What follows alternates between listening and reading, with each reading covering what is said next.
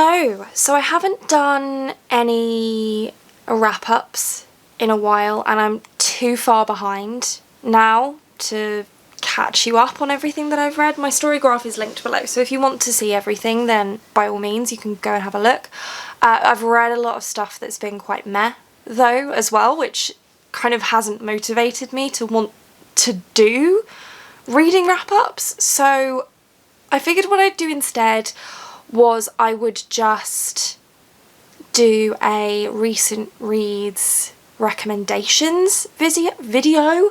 So just tell you about the books that I've read over the last few months, so June, July, August and so far in September, that I recommend, that I've really enjoyed, that I think that you might enjoy.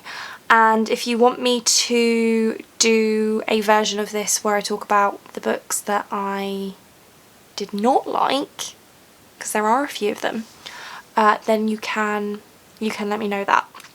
I'm not going to talk about rereads. I've done a fair amount of rereading in these past months as well, and I've done some reading challenges also, so you'll have seen those in vlogs.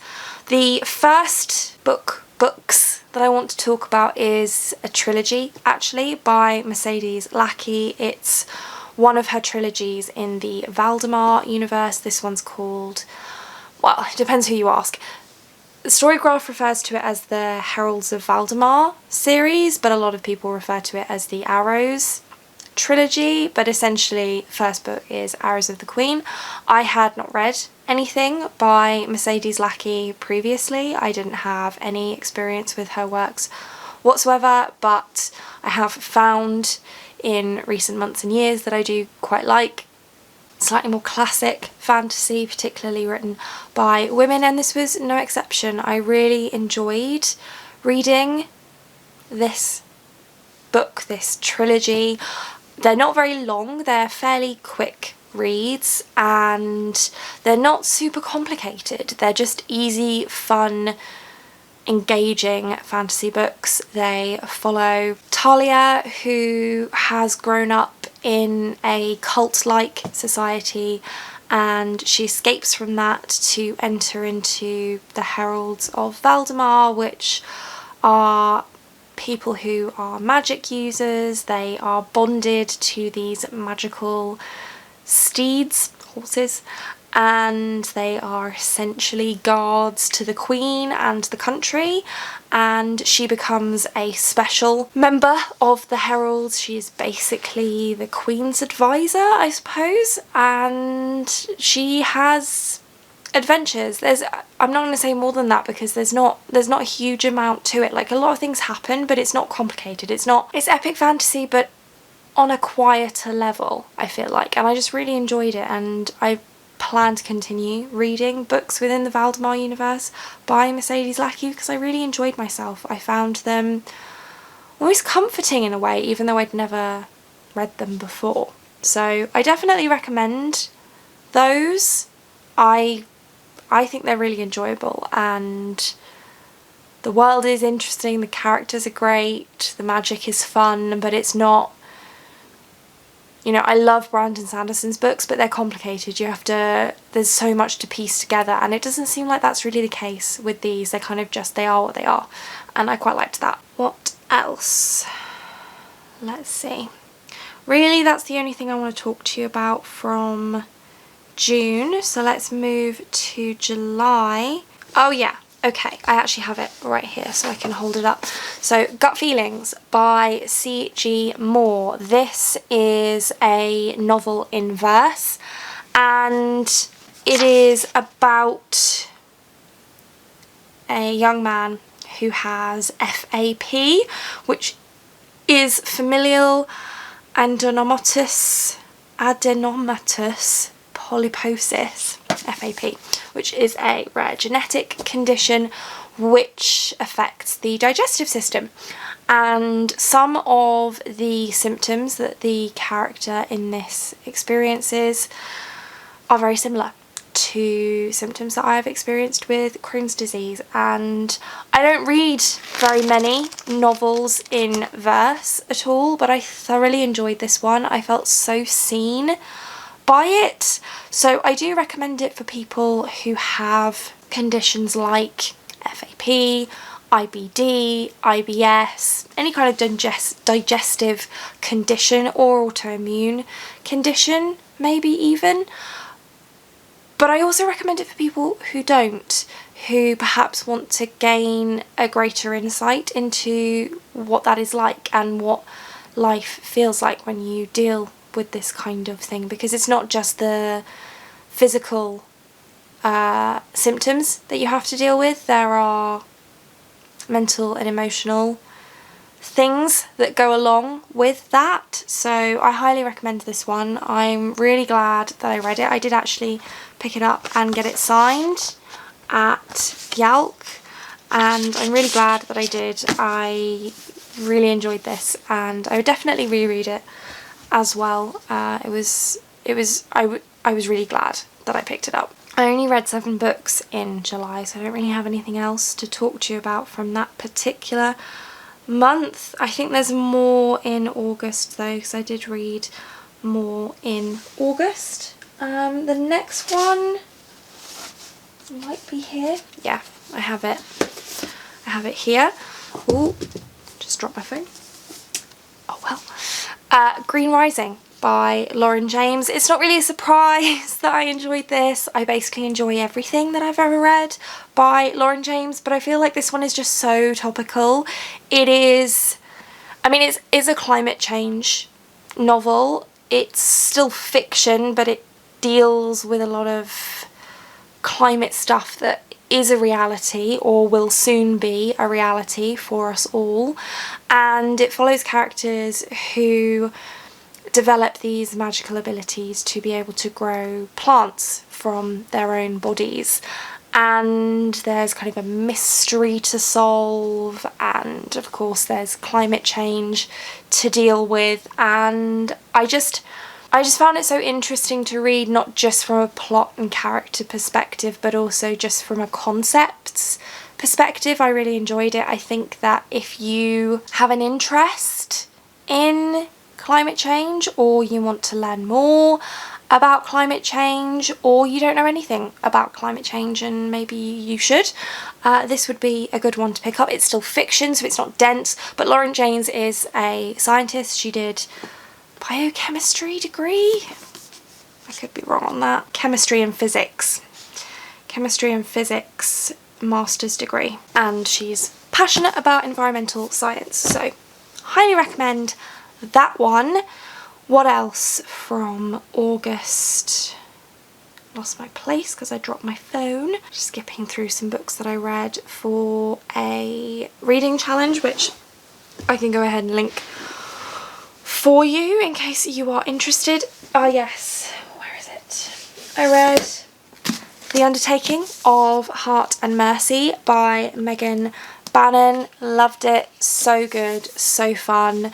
This follows 2 characters, their names. I'm terrible with remembering characters' names. Heart and Mercy, I thought those were their surnames, but anyway. They are kind of, not enemies, but rivals, I suppose. Sort of, they kind of have this, they just don't like each other, basically. So Mercy runs basically a funeral home. This is kind of a magical world, so it's a little bit different from a funeral home in our world, but that's basically what she does. And Hart is kind of, he's a soldier, warrior thing. He fights kind of magical enemies and brings them in for Mercy to deal with once he's killed them. And they don't like each other. They have never liked each other. They have this rivalry, not over anything in particular, but just because they don't like each other very much. And it is a hate to love romance. It is an adventure. It is a mystery. I really enjoyed the relationship between Hart and Mercy that developed through the pages of this story. Essentially, they become pen pals without realising that they're pen pals, and they develop feelings for each other that way, but you know, they don't know that they're talking to their nemesis. And I just thoroughly enjoyed it. And one thing that I really enjoyed about it is the fact that Mercy is tall, and we don't get the whole commentary about, oh, she's so tiny and he's so big and he could wrap his hands around her middle, blah blah blah, all that crap. I've thought about doing a video just where I whinge about the fact that all romances are the same in that respect. We've got this diminutive tiny woman and this giant hulking beast of a man, and he must look after her, and it just pisses me off. Tall women exist, fat women exist, short men exist, skinny, non-muscly men exist, and sometimes they even have relationships with each other. This book didn't do that, which I really appreciated, because it's wearing on me. It's wearing on me a little bit, and this one didn't do it, so I really appreciated that. So if you've been feeling that you want to read a romance that doesn't have a tiny woman and a giant man in it, The Undertaking of Heart and Mercy is a good choice. Next, I also read Love on the Brain, which does do the tiny woman giant man thing, so that was sad. But otherwise I did enjoy this. Not as much as The Love Hypothesis, but I did still enjoy it, and it still had the Ali Hazelwood signature cuteness, which I have discovered since reading The Love Hypothesis and her novellas, and then this one. So I read this, I did enjoy it. Not as much as The Undertaking of Heart and Mercy, though, so that's interesting, isn't it? But for that main reason. And then another one that is super cute is The Very Secret Society of Irregular, which is by Sangu Mandana. This was one of my most anticipated releases for the year, and I really enjoyed it. It follows, what is her name? Mika Moon, who is a witch, but she's a secret witch. She's part of a secret society of witches, but she also posts videos on YouTube where she pretends to be a witch, and then somebody reaches out to her because they want her actual witch, real life witch services to become a tutor for some child witches. And so she kind of goes off to this house in the middle of nowhere to teach these children, and all sorts of fun things happen. There's a little bit of a romance in here. It's very House in the Cerulean Sea style, which I think you can kind of tell even just from the cover. But I thoroughly enjoyed this. I thought it was very cute and cozy and fun and whimsical for sure. And it's one of those books that it gives that middle grade for adults feeling, which is something that I actually really quite enjoy. As somebody who likes middle grade and likes adult books as well, I like when we get that kind of cross section of the two. Middle grade cuteness vibes, but told in adult prose, I guess is what it is. And then that's it for August. So then we come into September. I've had a bit of a slower month in September so far, so I don't have anything to tell you about from September. So those were a few. I didn't even count how many there were, but there were a few books that I've enjoyed recently, over recent months, that I think that you might also enjoy, and that I recommend, which I recommend, but both are correct, that I recommend. And that's it. That's it. So if you want to see everything else that I've read in that period of time, as I said, my story graph is linked below. You can go and have a look. And if you want me to tell you the books that I found the most disappointing and that I sadly do not recommend, then you can let me know. Anyway, that's it for this one. Thank you so much for watching. If you like this video and want to see more like this from me, then do think about hitting that subscribe button, and I hope to see you here again soon. Thanks. Bye.